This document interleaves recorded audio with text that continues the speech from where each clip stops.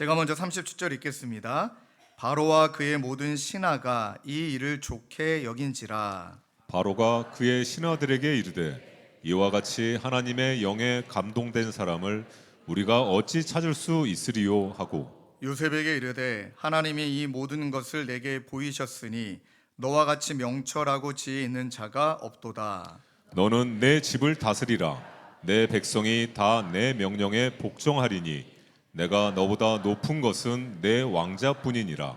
바로가 또 요셉에게 이르되 내가 너를 애굽 온 땅의 총리가 되게 하노라 하고 자기의 인장 반지를 빼어 요셉의 손에 끼우고 그에게 세마포 옷을 입히고 금 사슬을 목에 걸고 자기에게 있는 버금 수레와 그를 태우며 무리가 그의 앞에서 소리 지르기를 엎드리라 하더라. 바로가 그에게 애굽 전국을 총리로 다스리게 하였더라. 바로가 요셉에게 이르되 나는 바로라. 애굽 온 땅에서 내 허락이 없이는 수족을 놀릴 자가 없으리라 하고 그가 요셉의 이름을 사브납 바네아라 하고 또 온의 제사장 보디베라의 딸 아스낫을 그에게 주어 아내로 삼게 하니라. 요셉이 나가 애굽 온 땅을 순찰하니라. 함께 읽겠습니다. 요셉이 애굽 왕 바로 앞에 설 때에 30세라. 그가 바로 앞을 떠나 애굽 온 땅을 순찰하니. 아멘. 오늘 말씀의 제목을 저를 따라 함께 고백하실까요? 하나님이 중심이 되면 인생은 하나님의 이야기로 바뀐다. 이 말씀의 제목이 그대로 우리들의 삶 가운데 이루어지시길 주님의 이름으로 축원합니다. 우리 지금까지 말씀을 살피며 우리 요셉을 통해 하나님이 섭리 앞에 요셉이 의탁하고 의지하고 의식하며 살았던 모습들을 지난주에 살펴보았습니다. 참 너무나 감사한 것은 지난주 말씀을 통해 우리 한 남자 성도님이 은혜를 받으시고 그리고 결단하셨습니다. 또 이분은 영업하시는 분이신데 또 영업하는 자리에 또 술자리가 좀 많으셨던 것 같아요. 그런데 이제 술자리에 갔는데 지난주에 나눴던 이 세 단어가 그 술자리에서 떠오르셨다고 합니다.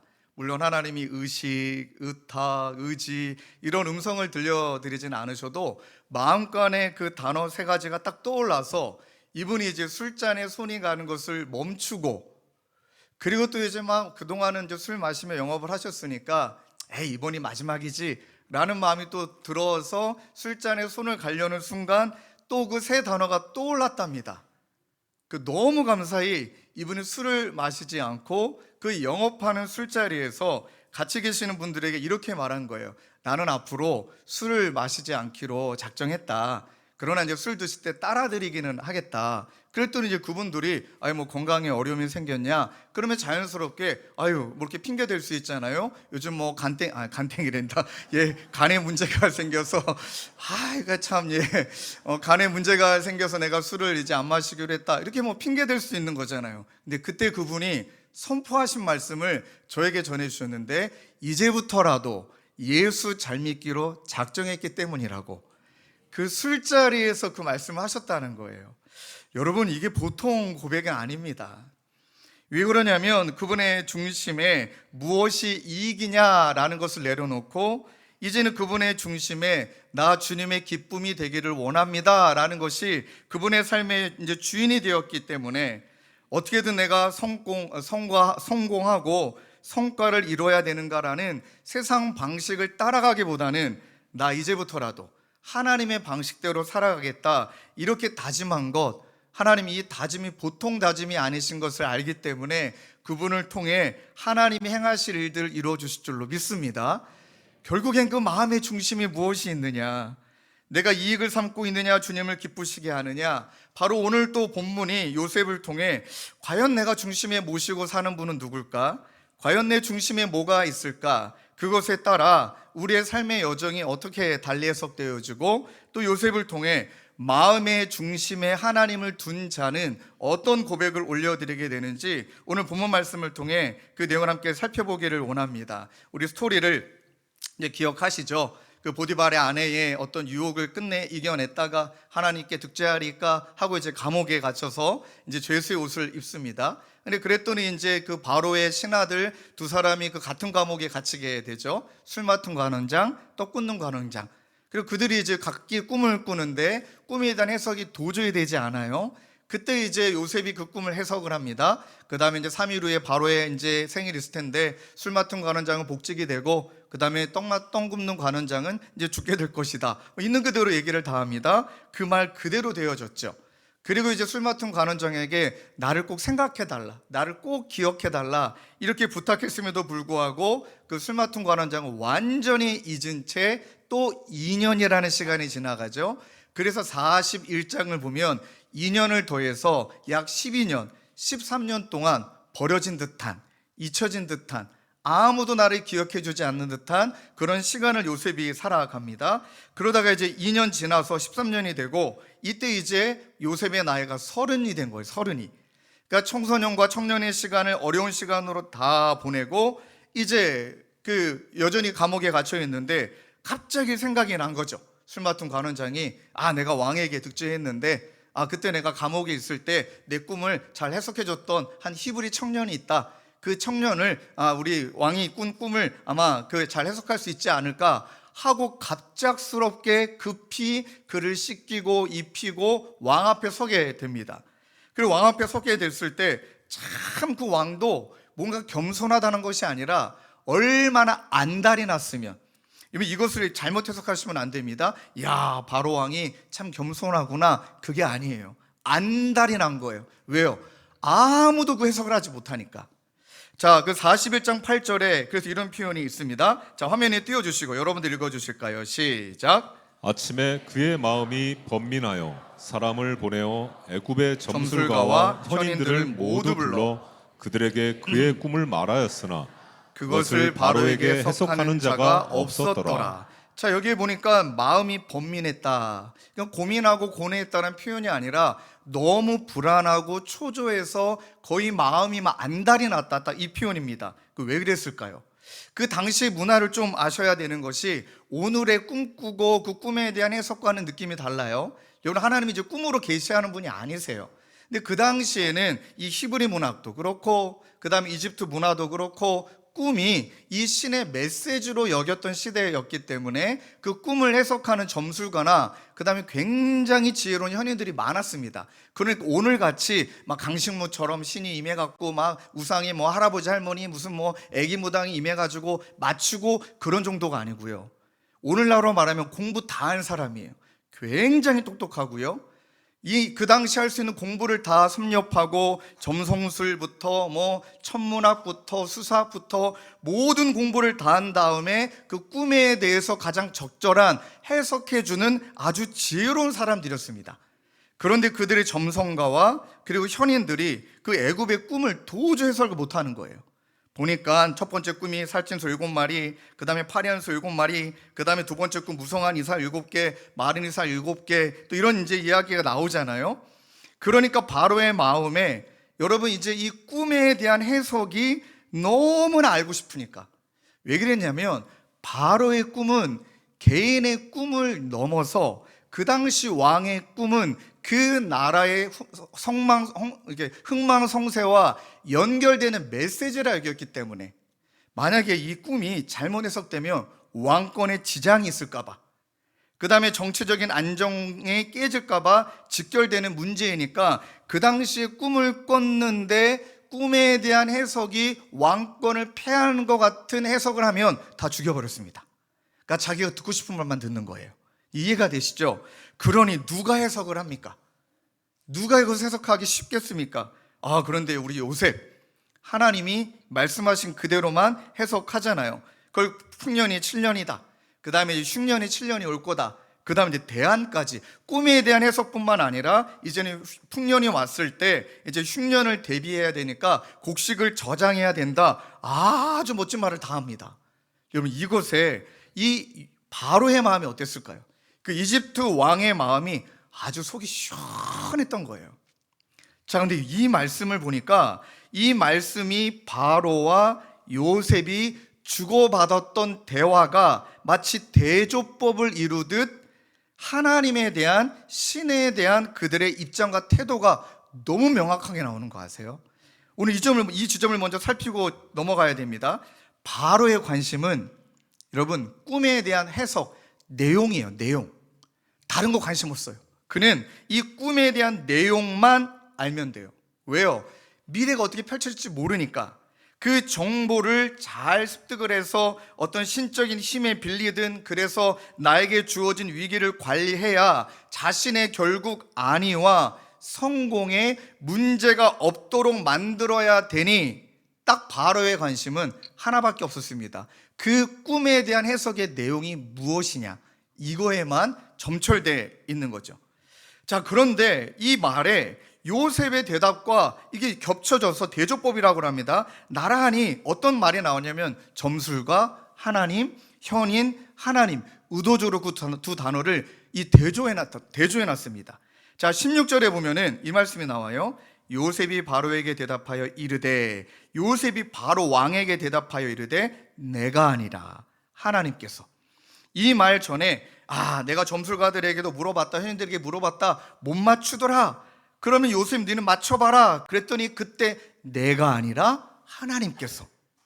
자, 그리고 41장을 보면은 41장 24절 25절에 보면 영거푸 대조법이 나와요. 그 가는 이삭이 좋은 7 이삭을 삼키더라. 내가 그 꿈을 점술가에게 말했는데 내게 풀이해 준 자가 없었다. 점술가가 말했다, 풀이해 준 사람 없었다. 이 말과 또 동일하게 대조법 25절에 요셉이 바로에게 아뢰되 바로의 꿈은 하나라. 하나님이 그가 하실 일을 하고 대조법을 이룹니다.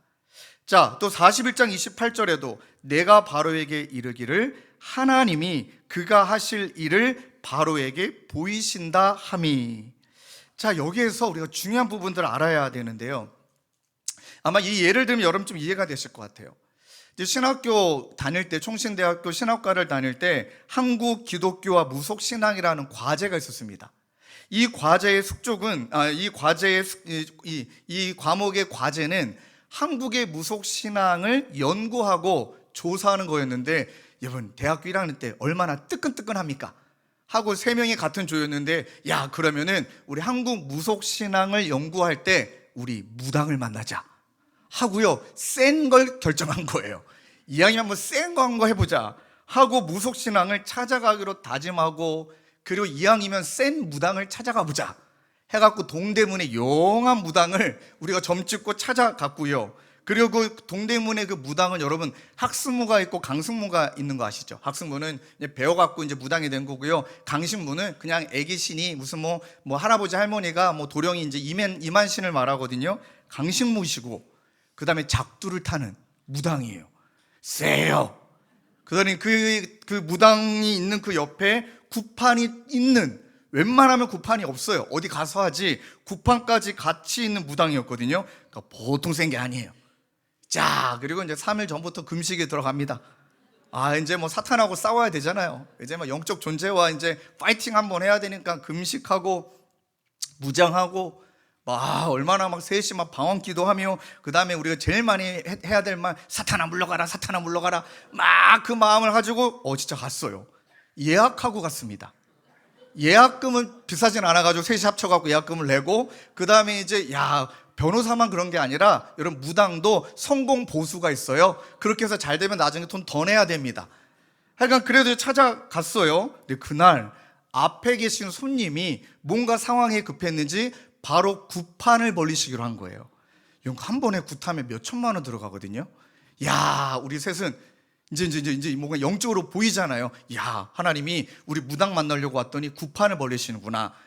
뭔가 영적 싸움 대단하게 펼쳐지겠다 하고, 이제 그분이 그 무당이 작두를 탈 때 우리는 무슨 기도 했는지 아십니까? 하나님 베이게 하옵소서, 베이게 하옵소서, 베이게 하옵소서. 약간 힘이 없는 것 마냥, 그 다음에 이거는 다 가짜인 것 마냥 베이게 해달라는 기도를 막 3시 하다가 작두를 타더라고요. 그런데 옆에 있는 친구는 얘는 좀 이성적인 애라 저거 나중에 만져봐야 된다, 날카롭지 않을 거야, 이제 표면 장력이라는 게 있잖아, 그러면서 그러다가 이제 우리 둘이는 뭐 과학적이지 않으니까 그럴 땐 영적이어야 된다고 해서 막 방언 기도를 속으로 막 한 거예요. 그러다가 결정적일 때 여러분 그거 아시죠? 속에서 기도하다가 너무 충만해져서 그 말이 나와버린 거예요. 샬라샬라샬라 나오고 막 그랬더니 쳐다보잖아요. 얼마나 무서워요. 그때 하지 말아야 될 속에 있는 말이 나왔어요. 사탄아 물러가라. 그런 분위기였어요. 그러면 이제 작두 타다가 이제 내려와가지고 이제 영적 전쟁이 이루어지는구나. 굉장히 희한한 경험을 했어요. 작두 타다가 방해가 되니까 내려오셨어요. 내려와가지고 우리 앞에 저벅저벅 다가오는데 진짜 무섭더라고요. 진짜 무서워요. 딱 다가와가지고 이렇게 말할 줄 알았죠. 약간 예상되는 시나리오는, 야, 니네 하나님이 더 세니까 니네가 돌아가라. 우리는 그냥 있을 테니까 방해하지 마라. 이럴 줄 알았더니 피식 웃어요. 야, 그 썩소. 정말 피식 웃는데 소름이 끼치더라고요. 그때 했던 말을 평생 잊지 못합니다. 너도 네 신에게 빌어라. 이런 말하는 거예요.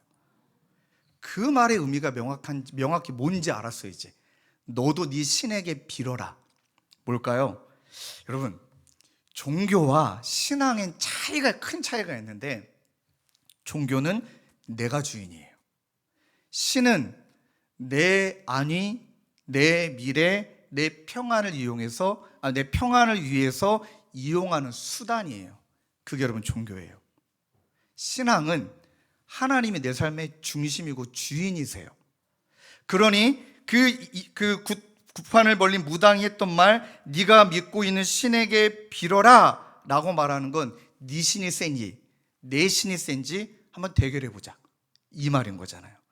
종교의 정확한 표현인 거예요. 그러니 무속신앙의 중심은 여러분 신이 아니에요. 나예요. 나.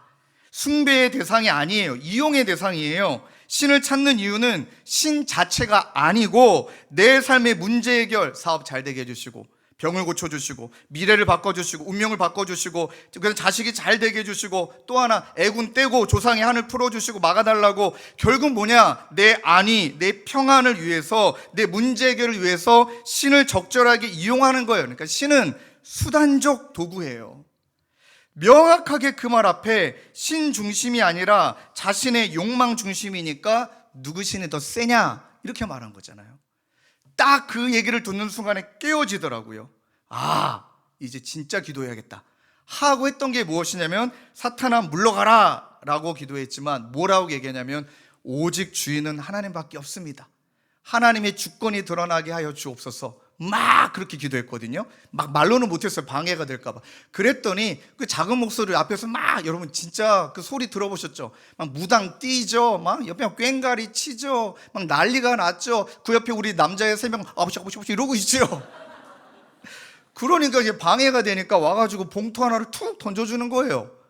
봉투 하나 던져주고, 그 다음에 뭐더라, 어디 오른쪽에서 우쪽에서 현인이 왔다, 그 사람들 잘 보내라, 우리.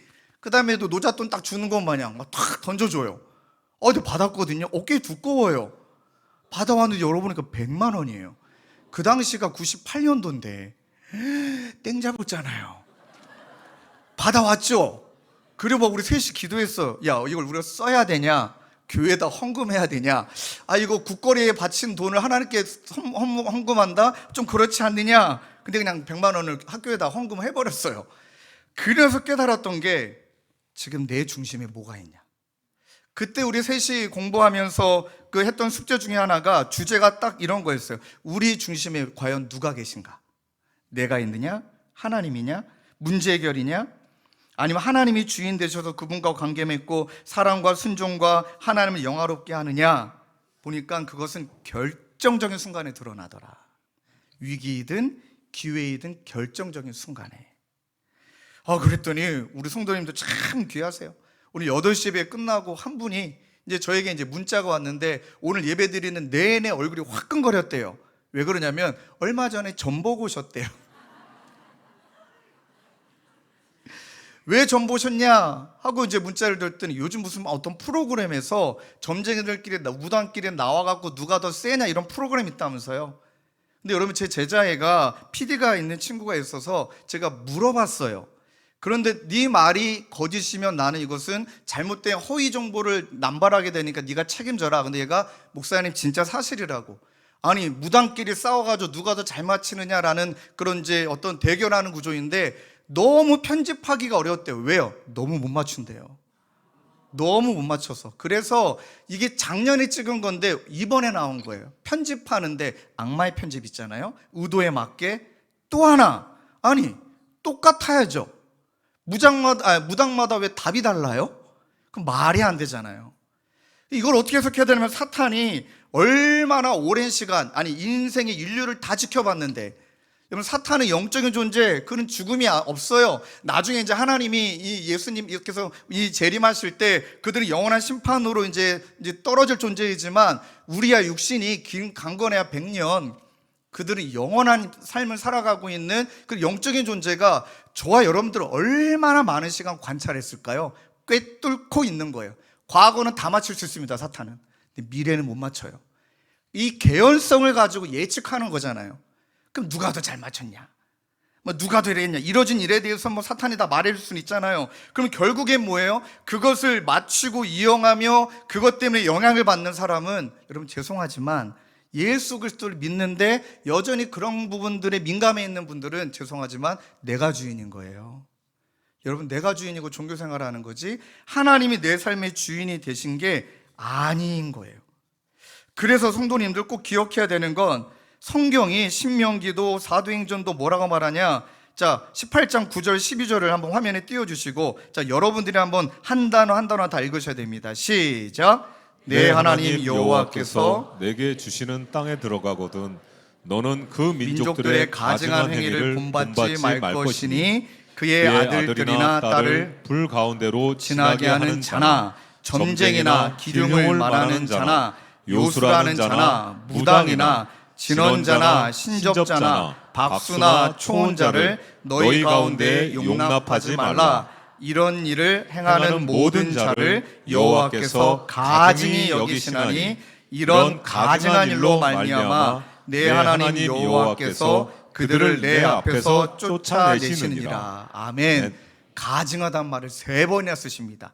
가증하다는 말은 역겹다, 혐오스럽다. 이 말은 하나님이 절대 용납하시지 않는다. 근데 참 이 언어가 재밌습니다. 이 가증이 여기다라는 히브리어가 토에바라는 단어이거든요. 근데 우리나라 말하고 비슷해요. 아우, 토에바.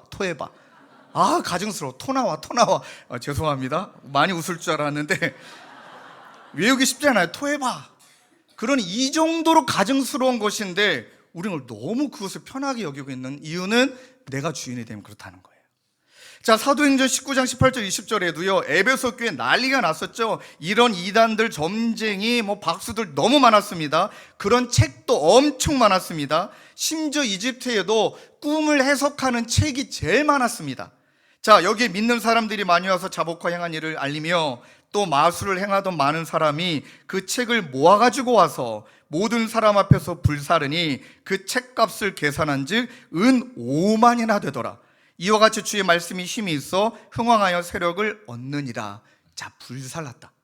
야, 하나님이 기뻐하시지 않는구나. 그러면서 이 마음에 이 말씀의 전체를 맥을 이으며 요셉이 끊임없이 바로가 그렇게 자기가 중심, 자신의 안정, 이것을 위해 신을 이용하고 신을 수단 삼는 그런 모습 앞에 여러분 요셉은 계속 반복합니다. 숨어 계신 그 하나님을 이제 드러내요. 16절에 내가 아니라 하나님께서, 25절에 하나님이 그가 하실 일을, 28절에 하나님이 그가 하실 일을. 보이십니까? 요셉이 하나님을 중심 잡고 살았을 때 13년 동안 그 하나님은 보이지 않는 주어 같았습니다. 근데 여전히 요셉이 하나님을 중심 삼았을 때 하나님이 요셉의 입술을 통해 그 삶의 주권자 되시는 분이 누구이신지를 명확히 드러내고 있는 줄로 믿습니다. 이것이 신앙의 여정이구나. 첫 번째, 그래서 하나님이 중심이 되면 내 삶은 하나님의 주권을 드러내는 삶이 되는 것인 거예요. 그러니까 저와 여러분들의 삶은 하나님의 주권을 드러내는 삶이다. 여러분 영어 잘하시는 분들은 이 수거 기억하십니까? Not A but B. 여러분들 아무도 모르시는 것 같네요. 네. 얼마나 열심히 하는지 몰라요. Not A but B, Not A but B. A가 아니고 B다. 둘 중에 하나는 틀렸고 하나는 맞았다. 근데 여러분 영어 성경이 명확하게 표현해요. Not A but God. Not God and but God. 죄송합니다. 영어 못하는 게 둘통이 났습니다. Not I but God. 내가 아니라 하나님이다. 이 말을 좀 풀어 쓴다면 내 삶은 하나님의 주권을 드러내는 삶이다라는 건 저는 모릅니다. 미래가 어떻게 될지. 그러나 하나님은 아십니다. 하나님, 여러분 많은 분들이 그런 상황 속에 나는 할 수 없습니다. 그러나 하나님은 하십니다. 그러니 성경은 우리에게 막 미래를 알려주는 차원으로 우리에게 말씀하시는 게 아니라 미래를 다스리시는 하나님의 주권을 신뢰하고 그 하나님의 이름을 선포하는 것, 그것이 그리스도인의 삶인 줄로 믿습니다. 그는 미래를 알려고 할 필요가 없습니다. 다 아시는 그 하나님을 신뢰하고 또 내 삶을 통제하려는 어떤 행위가 아니고 내 문제를 잘 이해하고 해석하려는 애씀이 아니라 문제 위에 계신 하나님, 이 모든 것들을 다 주권적으로 역사하시는 하나님, 그분을 찾고 끊임없이 그분을 드러내는 삶으로 살아가는 것, 그것이 저와 여러분들의 삶일 줄로 믿습니다. 그러면 이제 질문이 달라지는 거예요. 이 일이 어떻게 될까? 야, 도대체 어떻게 되는 걸까? 이 질문이 이 주권을 드러내는 질문으로 바뀐다면 이 일을 통해 하나님이 무슨 일을 하시려나? 이 일을 통해 우리 하나님이 무엇을 드러내기를 원하시나? 이렇게 질문이 바뀌게 되고요. 인생에 풍랑 같은 일들이 얼마나 많이 있습니까? 그럼 풍랑이 어디서 불어왔고 어떻게 쳐나가야 되고 그것이 아니라 이제 생각이 확 바뀌는 거예요. 이 풍랑의 주인도 주님이시다. 그 찬양이 373장 2절에 나와 있잖아요. 큰 물결 일어나 나 쉬지 못하나. 이 풍랑으로 인하여, 이 풍랑의 주인이 하나님이심을 믿는다면 이 풍랑으로 인하여 더 빨리 갑니다. 할렐루야. 이 믿음이 우리 가운데 일어나게 될 줄로 믿습니다. 그래서 저는 이 부분을 보면서 여러분 오늘도 두 갈래로 기도해야 되는데 내 문제도 읽을 땐 시간이 짧아 기도 못했지만 지금 국제 정서 얼마나 어렵습니까? 하나님의 주권을 믿는다면 자국의 이익들, 저는 정치, 경제, 문화 잘 모르지만 정말 하나님의 주권을 지금의 상황에 선포한다면 이제 생명을 더 이상 해하지 않으려는 애씀들, 자국의 이익도 중요하죠. 그러나 함께 상생하는 방법들, 전쟁의 용어가 아니라 대화의 용어로 얼마든지 함께 나아가고 풀어가는 방식들, 각자 믿고 있는 신을 이용하는 듯한 느낌인 거예요. 자신의 이익을 위해, 자신의 추구를 위해 각자 믿고 있는 신을 이용하고 있으니 어떤 느낌이 드냐면 마치 지금 누구 신이 더 세냐, 누구 신이 더 세냐, 이런 느낌이 드니까 마음이 너무 아픈 거예요. 그러면서 너무 안타까운 생명들은 지금 자꾸 그 생명을 잃고 나가고 있잖아요. 그러니 하나님의 주권을 선포한다면 하나님 지금 상황 가운데 우리는 무엇을 해야 되고 하나님이 무엇을 바라하는지, 그런 모든 그 은혜가 지금의 전쟁과 또 이 나라 가운데도 하나님의 주권을 인정하는 시간 되길 주님의 이름으로 축원합니다. 두 번째는 하나님이 중심이 되는 것은 내 삶은 하나님의 이제 이야기가 되는 거예요. 내 인생의 상처와 고난까지도 이제 하나님이 생명을 살리는 이야기로 사용하시죠. 여러분 말씀드린 대로 43절에 보면 요셉이 이제 바로가 그를 총무로 세웁니다. 전국 총무로 세웁니다. 전국. 자, 41장 45절에 그를 총리로 세운 다음에 이 요셉의 이름을 지어줍니다. 그가 요셉의 이름을 사브낫 바네아라 하고 또 온의 제사장 보디베라의 딸 아스낫을 그에게 주어 아내로 삼게 아니라 요셉이 나가 애굽 온 땅을 순찰하니라. 자, 이 말에는 두 가지 의미가 다 있어요. 첫 번째는 이집트의 입장에서 사브낫 바네아의 이름 해석과 그 다음에 히브리 문화, 그러니 이스라엘 백성들이 존재하고 살았던 그 하나님 안에서의 이 단어의 의미가 똑같은 단어이지만 의미가 달라요. 첫 번째는요, 이 이집트식 이름은요, 사브낫 바네아는 이런 뜻입니다. 비밀 해석자. 비밀 해석자. 그러니까 아주 용한 사람이에요. 비밀을 해석한 명철이 대단함에 감탄하며 이 지은 이름이에요. 그럼 여러분 어떤 느낌이 드십니까? 한번 볼까요? 13년 동안 요셉이 정말 잊혀진 듯한 그런 너무 버림받은 그 13년을 살았잖아요. 그러면 이렇게 말할 수 있잖아요. 인생의 성공담처럼 내가 진짜 힘든 시간을 지나왔소. 인내했고 버텼고 그 다음에 내가 이 모든 것들을 잘 견뎠어. 그랬더니 내가 총리가 되었어. 드디어 내가 성공했어. 라고 인생 역경과 성공 신화를 말하는 차원에서의 이름이 사브낫 바네아라는 거예요. 이야, 저 요셉의 이름이라 부르지 않고 사브낫 바네아. 그럼 이집트에 있는 모든 사람들이 요셉의 과거를 살짝 알 거 아닙니까? 어떤 느낌일까? 야, 인생 성공한 사람. 야, 인생 성공했고 성공 신화를 쓴 사람. 만약에 제가 이 요셉의 상태가, 이런 내적 상태가 이랬다면 전 제일 먼저 하고 싶은 게 뭐냐면 그 보디발의 아내 감옥부터 가뒀을 겁니다. 보디발의 아내 일단 감옥부터 가두고, 보디발은 그런 사람이 아니었으니까 잘해주고, 그 다음에 형제들 그냥 눈 하나 깜짝 안 하고 와가지고 그냥 아사시키고, 아버지는 불쌍하니까 받아들이고, 아마 그랬을 거예요. 뭐 당해봐라. 생각해봐요. 그 보디발 그 여자 때문에 얼마나 고생했습니까? 일로 와, 일로 와, 일로 와. 이제 네가 갇혀봐. 막 이런 마음이 들었을 거예요. 막 성공했다면. 근데 여러분, 이 단어가 히브리식 이름으로는 어떤 의미가 있냐면 생명을 보존하는 자, 이 의미가 있어요. 생명을 살리는 자. 7년 기근 이후에, 그 다음에 7년 풍년 이후에 7년의 기근이 오죠. 그 기근으로 말미암아 이 아버지 요셉과 형제들이, 야곱과 형제들이 와서 생명을 얻게 되죠. 그러니 이것은 구원자의 개념, 이 요셉을 통하여 우리 가운데 오시는 예수 그리스도를 예표하는 거거든요. 그 예수님이 요셉을 통해 우리 가운데 찾아오셔서 기근 가운데 있는, 죽어가고 있는 우리들의 생명을 보존하시고 살리시는 자로 예수 그리스도께서 오셨다. 믿습니까? 그 의미에서 요셉이 자신의 성공 신화, 성공담을 이야기하는 것이 아니라 끊임없이 아까 살펴봤듯이 하나님을 이야기해요. 하나님을 이야기합니다. 그 증거가 마치 또 짝을 이루는 것 마냥 그 이집트 왕은 요셉의 이름을 사브낫 바네아라고 졌는데, 이 요셉이 결혼했죠. 그 다음에 두 아들을 얻었습니다. 두 아들에 대한 이름을 살펴보면 명확하게 요셉의 신앙 고백이 나와요. 자, 그게 41장 51절 52절에 나옵니다. 화면에 띄워주시고 함께 읽겠습니다. 시작. 요셉이 그의 장남의 이름을 므낫세라 하였으니 하나님이 내게 내 모든 고난과 내 아버지의 온 집일을 잊어버리게 하셨다 하며. 자, 보십시오. 아들의 이름을, 장남의 이름을 므낫세라. 하나님이 내게 내 모든 고난과 내 아버지의 온 집을 잊게 했다. 엄청난 상처를 받았잖아요.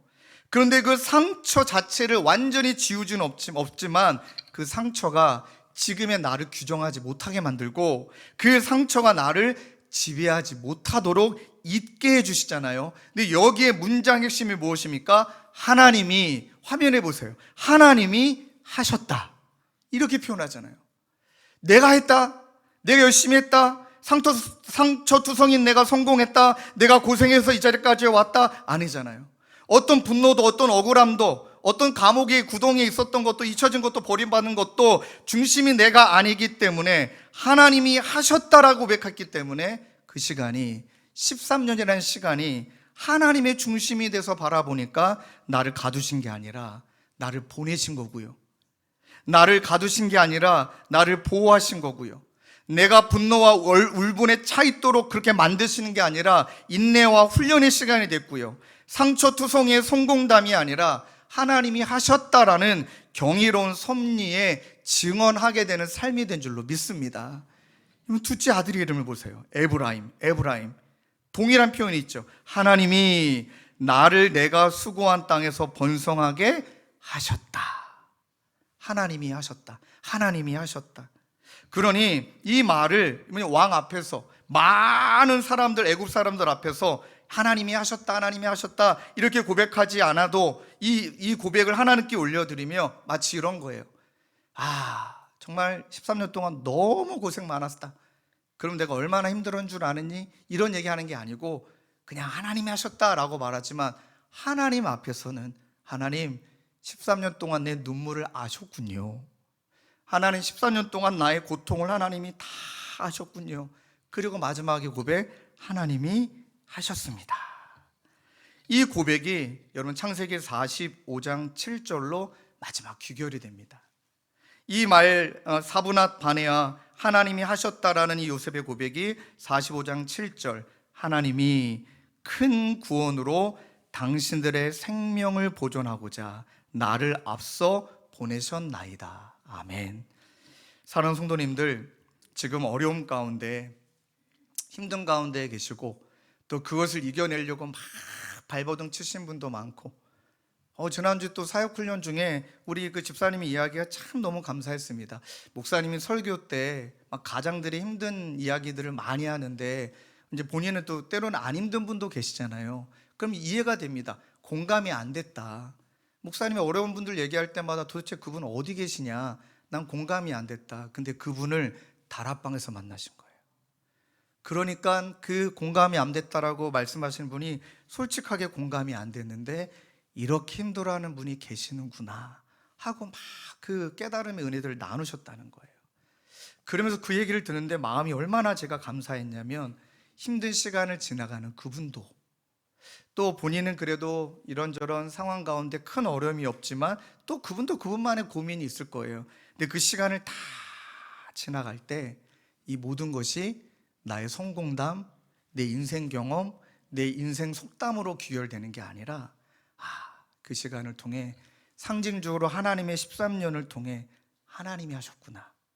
그러니 하나님의 주권을 인정하고 나의 삶을 통해 이제 우리의 삶의 방향은 생명 살리는 거구나.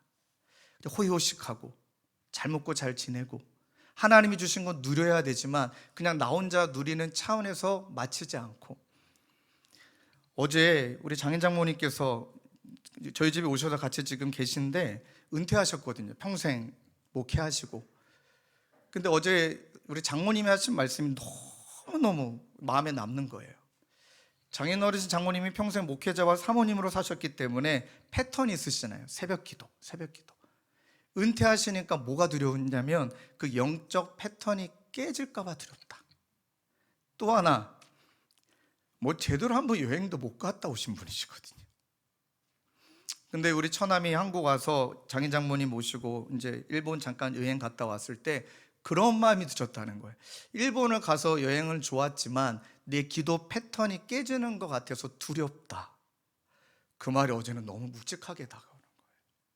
아니, 누리셔도 되잖아요. 여행 갔다 오셔도 되고 좀 쉬셔도 되는 거잖아요.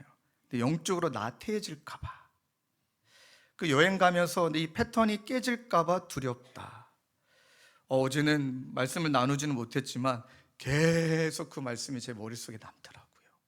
하나님을 의식하고 의탁하며 의지하고 계시니, 하나님을 주권자로 여기고 계시니 그 상황을 통하여서 어떻게든 깨어 기도해야 된다라는 그 고백이 우리 사랑하는 우리 모두의 삶이 그런 상처와 고난과 또 나의 모든 여정에 지나왔던 내 인생의 이야기가 돌아보면은 꼭 하나로 귀결되는구나. 누군가의 영혼을 살리는 일에, 모든 것이 누군가의 영혼을 살리는 일로 연결되어지면 우리의 삶은 내 인생의 상처와 고난까지도 하나님의 생명을 살리는 이야기로 사용될 줄로 믿습니다. 이 말씀을 붙들고 함께 기도하기를 원해요. 이 찬양을 우리 앞부분에 불렀던 찬양인데 여러분들 찬양을 예배를 드리는 중간에 듣는데 막 이렇게 마음이 확 뜨거워지더라고요. 위대하신 주, 모두 알게 되리라. 위대하신 주, 빛나는 나의 왕, 영광의 주님, 온 땅 기뻐하라. 온 땅 기뻐하라. 하나님의 주권을 얼마나 사모했으면, 하나님의 주권을 얼마나 사모했으면 기뻐하라. 원수는 떤다. 찬양하자 위대하신 주님을. 주님의 이름은 모든 이름 위에 뛰어나시다. 이 찬양을 고백하는 인생을 통해 모르기는 몰라도 하나님은 드러나게 되실 거고, 이 찬양의 고백을 진심으로 올려드리는 그분의 삶을 통해 모르기는 몰라도 주변의 영혼들은 살아나는 역사가 일어나게 되는 줄로 믿습니다. 우리 그 마음을 품고 이 찬양 뜨겁게 부르고 함께 기도합시다.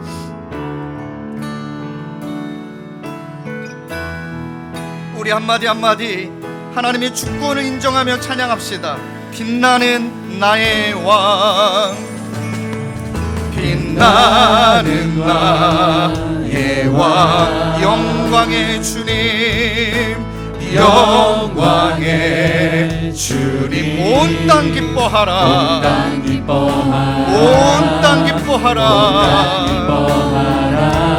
광채에 옷 입고 광채에 옷 입고 어두운 물리쳐 저 원수는 떠내 저 원수는 떠내 고백하십시다. 위대하신 주 위대하신 주 찬양의 위대하신 주 모두 알게 되리라.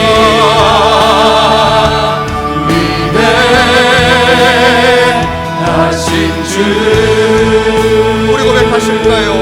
영원한 주의 주 영원한 주의 주 시간의 주관자 아멘. 시간의 주관자 알파와 오메가 처음과 시작이고 하나님 시작과 끝이신 우리 주님 삼위의 하나님 삼위의 하나님 아바 성령 예수 사자와 어린 양 사자와 어린 양 우리 가능하시다면 두 손을 높이 들고 찬양합니다. 위대하신 주 찬양의 위대하신 주 모두 알게 되리라. 우리 목소리 높여 찬양합시다. 위대하신 주 위대하신 주 할렐루야. 위대하신 주 찬양의 위대하신 주 모두 알게 되리라. 주님의 이름을 선포합시다. 모든 이름 위에 뛰어나신 이름 아멘. 모든 이름 위에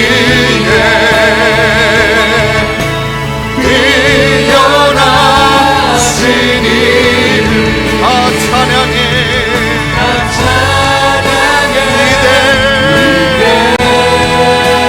우리 다시 한번 고백하실까요? 모든 이름 위에 뛰어나신 주 모든 이름 위에 뛰어나신 주 아 찬양해 찬양해 위대하신 주 고백하십시다. 위대하신 주 위대하신 주 찬양의 위대하신 주 모두 알게 되리라.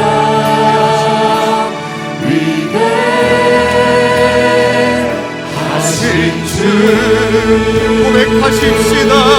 위대하신 주 위대하신 주 찬양의 위대하신 주 모두 알게 되리라. 위대하신 주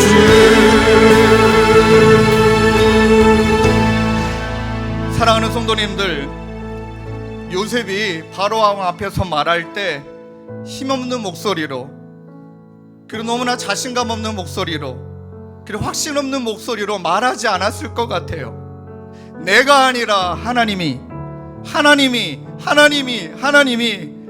이렇게 요셉이 말했을 때는 그의 삶의 중심 모든 주권자가 하나님이심을 믿었기 때문에 우리가 불렀던 찬양처럼 위대하신 주님을 자랑하고 싶고 그분을 찬양하고 싶고 그분의 이름을 높여드리고 싶고, 너는 하나님의 신을 너는 수단으로 여기냐? 나는 그분이 나에게 전부다, 전부 되시는 하나님이 모든 것의 주관자 되심을 믿는다, 그 마음으로 확신에 찬 언어로 말했을 것 같아요. 그러하기 때문에 이 시간 기도할 때 우리의 삶 가운데 여전히 힘든 시간 지나가죠. 두려움이 많죠. 불확실하죠. 그 상황 가운데 우리가 붙들어야 되는 것은 이 문제를 누가 해결해 주고, 이 문제를 하나님이 어떻게 해석해 주시고, 이 문제를 어떻게 이겨내게 하시는 힘을 공급하여 주시는가, 그것도 물론 중요하겠지만 그 순간에 우리가 힘을 주어 위대하신 주 하나님이 주권자 되심을 믿습니다. 나는 풍랑으로 인하여 더 멀리 갑니다. 하나님의 주권을 선포하며 주님의 이름을 높여드리는 우리 모두가 되게 하실 줄로 믿습니다. 우리 마음을 가지고 우리 한 목소리로 함께 하나님 주권을 선포하며 내 삶의 슬픔과 상처마저도 하나님의 이야기가 되게 하여 주옵소서. 우리 그 마음을 한 목소리로 기도하며 나가겠습니다. 기도하시겠습니다. 하나님 아버지 감사합니다. 위대하신 주님을, 하나님 위대하신 주님을, 하나님 위대하신 주님을 찬양하니 하나님 내 삶의 것을 주님께서 붙잡아 주시옵소서. 주님의 이름이 우리의 모든 삶의 전부가 되기를 원합니다. 주여, 우리의 모든 고백을 주님 이 시간 받아주시고 하나님 우리의 삶의 영역에 믿음으로 선포하고 믿음으로 주의 이름을 찬양하는 우리의 모든 걸음 되게 하여 주시옵소서. 주님 성속에 펼쳐지는 하나의 사건도 우연히 없이 여호와의 주권을 인정합니다. 여호와이신 주님을 찬양합니다. 주님 우리의 고백을 받아주시옵소서. 우리의 찬양을 받아주시옵소서. 매 순간 삶과 주님 동행하길 원합니다. 매 순간 주님만이 우리 아버지 되시며 우리의 전부 되심을 선포하며 나아가는 주님 인도하시고 주님 붙잡아 주시옵소서. 믿음을 넣어주시고 주님 인도하여 주시옵소서. 하나님 주님만 바라보며 주님께서 하셨다는 것을 주님께서 이루셨다는 것을 믿음으로 선포하며 고백하여 주시옵소서. 주님 우리의 고백을 받으실 때 새 삶을 새 걸음을 인도하여 주시며 우리 한 번 더 기도하실 때 하나님 이 나라 전 세계 정세를 놓고 우리 기도해야 돼요.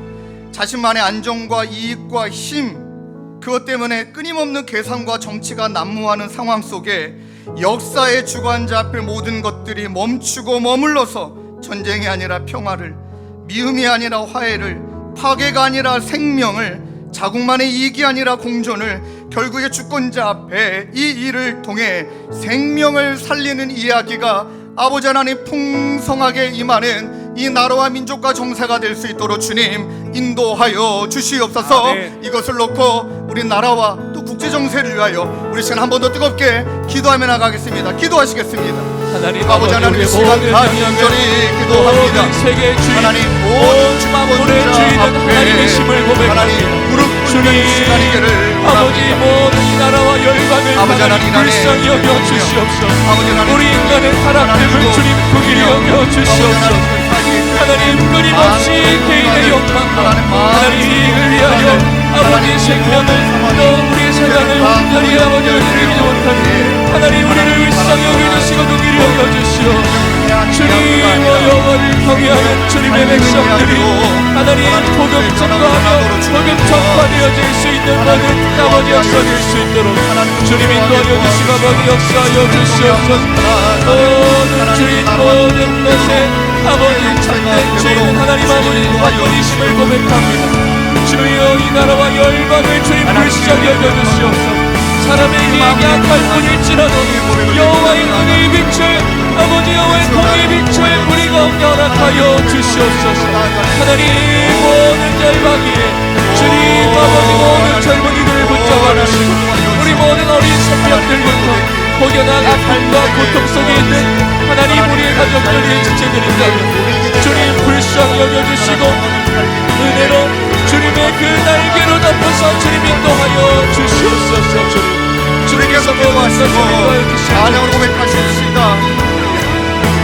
위대하신 주, 위대하신 주, 위대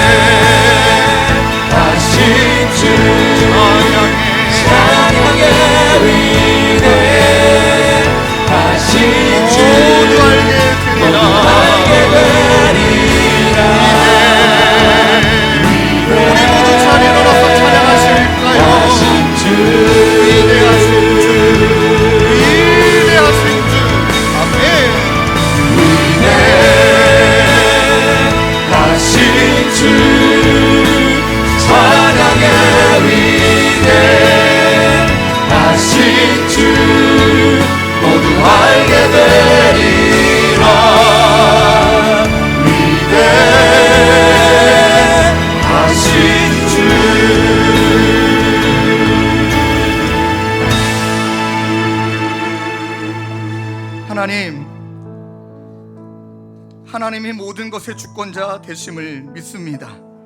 그것을 믿기에 내 인생의 지나온 시간 속에, 지나가고 있는 시간 속에 상처와 고난까지도 하나님이 다 아심을 믿기에 그 모든 시간을 통하여 하나님의 주권은 드러나고, 더 나아가 우리의 삶을 통해 하나님이 생명을 살리고자 하시는 이야기가 우리의 삶이 될 수 있도록 주님 인도하여 주시옵소서. 이번 한 주도 하나님을 우리의 삶의 중심으로 모시고 우리 성도님들의 삶이 하나님이 드러나는 하나님의 이야기로 써내려가는 복된 한 주 되게 하여 주시옵소서.